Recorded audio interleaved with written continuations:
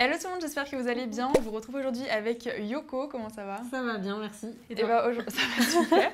Aujourd'hui, on vous retrouve pour vous faire, donc je vais vous faire 3 looks pour l'hiver et Yoko va me faire un nail art qui va bien avec les tenues. Voilà, les tenues que j'ai proposées. Donc on espère que cette vidéo vous plaira et on vous laisse découvrir la suite.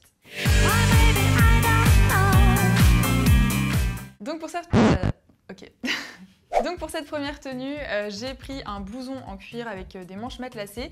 Par-dessus, enfin en dessous, j'avais quand même un pull quelconque, n'importe lequel.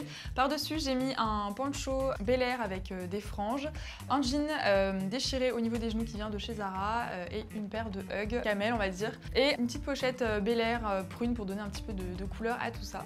Pour cette deuxième tenue, j'ai décidé de porter un haut de chez Zara un petit peu ajouré. Par-dessus, j'ai mis une fausse fourrure un petit peu moumoute noire avec un jean en simili-cuir un peu huilé qui vient de chez Zara, une paire de baskets, c'est les Superstars de chez Adidas et une pochette matelassée un petit peu effet python et puis une montre toute noire de chez Daniel Wellington. Et pour finir, cette troisième tenue, je porte une chemise fluide de chez Zara qui est noire.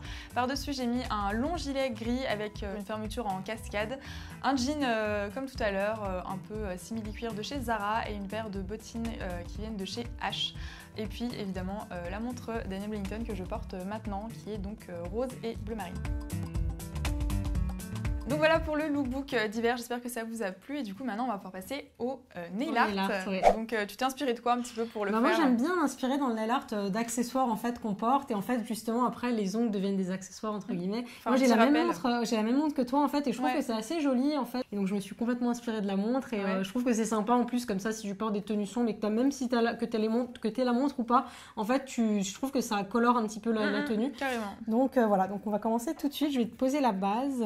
Je trouve que c'est assez chouette moi, de s'inspirer de détails parce que tu vois par rapport à une tenue, enfin là je t'aurais fait peut-être des ongles noirs. Mais ça fait un rappel en fait, ça fait un rappel, c'est un petit détail qui fait la différence dans une tenue en fait. Donc là j'applique la base toujours pour protéger les ongles.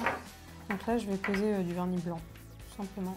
En couche fine ou pas du coup là? Bah là je vais mettre 2 couches en fait, donc toujours la première couche fine. Ouais. Donc la première couche fine, comme ça elle sèche bien vite et la deuxième vraiment pour l'opacité.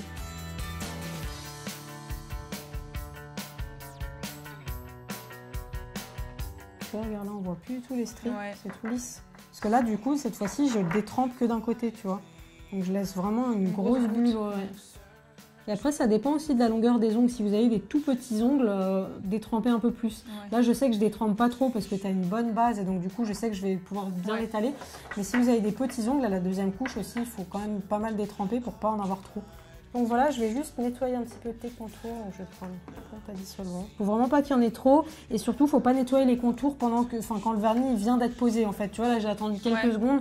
Comme ça, c'est un tout petit peu sec et ça. Il faut attendre d'avoir fini toute la main. Oui, voilà, c'est ça, oui. Parce que s'il vient d'être posé et qu'il est très très fluide, en fait, le fait de passer son pinceau, ça va tout retirer. Donc c'est pas. Moi, faut que je m'achète des petits pinceaux là pour faire le contour. Pour faire le contour, c'est pratique. Je le fais encore au coton-tige. Du coup, ça met des poils de partout. C'est fracasse tout. Je suis pas encore une pro du nail art, j'ai encore beaucoup à apprendre. Ça vient petit à petit. Donc voilà, on va attendre que ça sèche. Pendant que ça sèche, alors ça c'est les petites astuces que j'aime bien vous donner aussi, c'est pour gagner du temps, on va dire, quand on fait un nail art.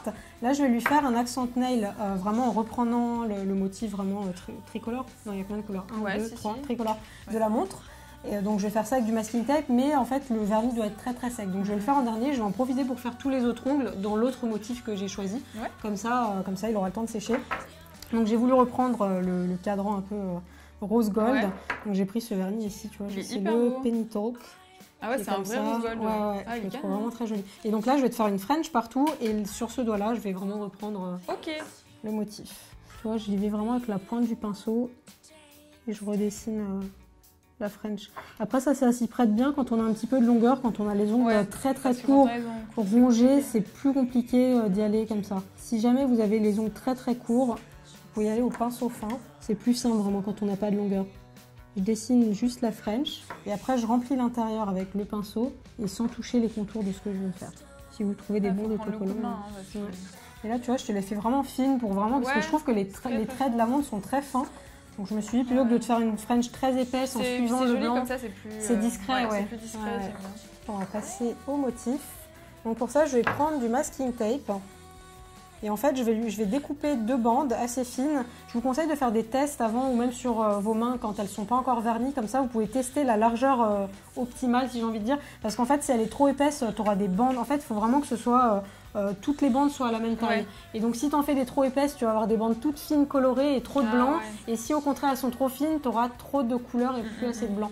Donc du coup, c'est bien de faire des tests. Donc je coupe une bande de masking tape. Là, je prends du masking tape. Pourquoi? Parce que ça colle vraiment beaucoup moins que du scotch classique. Ouais, si vous n'avez pas, attendez plus. Voilà, exactement. Sinon, ça épile le vernis. Si vous n'en avez pas, vous pouvez prendre du scotch, mais attendez un petit peu plus que votre vernis de base soit sec. Ouais. Et donc là, je vais découper des bandes. S'il fait des petites empreintes de doigts, c'est que c'est pas assez sec.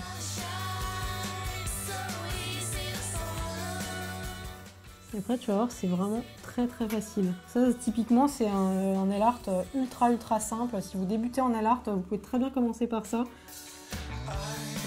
Donc là, je vais tout simplement au milieu poser du vernis rose.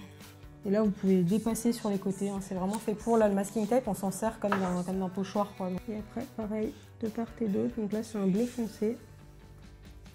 Et là, assez vite, avant que ce soit sec, je vais retirer les 2 bandes de masking tape. Donc là, je nettoie mes contours parce que j'en ai mis un petit peu partout, il n'y a pas le choix. Et là, j'ai vraiment choisi des couleurs qu'on appelle vraiment laquées. J'ai pas pris des pailletés, j'ai pas pris des textures et tout ça. Parce que je trouve que justement, après, on est plus raccord avec la montre. Si vous avez des petites retouches à faire, vous pouvez toujours prendre le pinceau fin pour venir rajouter. Par exemple, là, il manque un tout petit peu de bleu. Et voilà. Et là, il ne me reste plus qu'à appliquer, donc je vais te mettre le top coat. On aura fini. Ça te plaît? Yes. Ouais. Le top coat, ça lisse vraiment tout. C'est là où ça révèle un peu le nail art. Ça le protège comme ça, on peut garder un petit peu plus. C'est ça, ouais. Quand vous avez bien fait toutes les étapes, normalement, vous pouvez garder facilement votre nail art entre, je dirais, ça dépend après de ce qu'on fait, entre 4 jours et une semaine facilement. Et donc voilà. Merci beaucoup. C'est chouette, je trouve que ça va bien avec le bracelet. Carrément. Ouais. C'est vraiment super joli. Ça fait un petit rappel, c'est vraiment sympa. Ouais. Bah, merci beaucoup. Donc voilà pour ce lookbook et ce nail art. J'espère que ça vous a plu en tout cas. Et si jamais vous le souhaitez, on vous mettra en barre d'infos un code promo pour les montres Daniel Wellington. Vous avez moins 15% avec le code Rose Carpet. Enfin, allez voir tout ça en barre d'infos.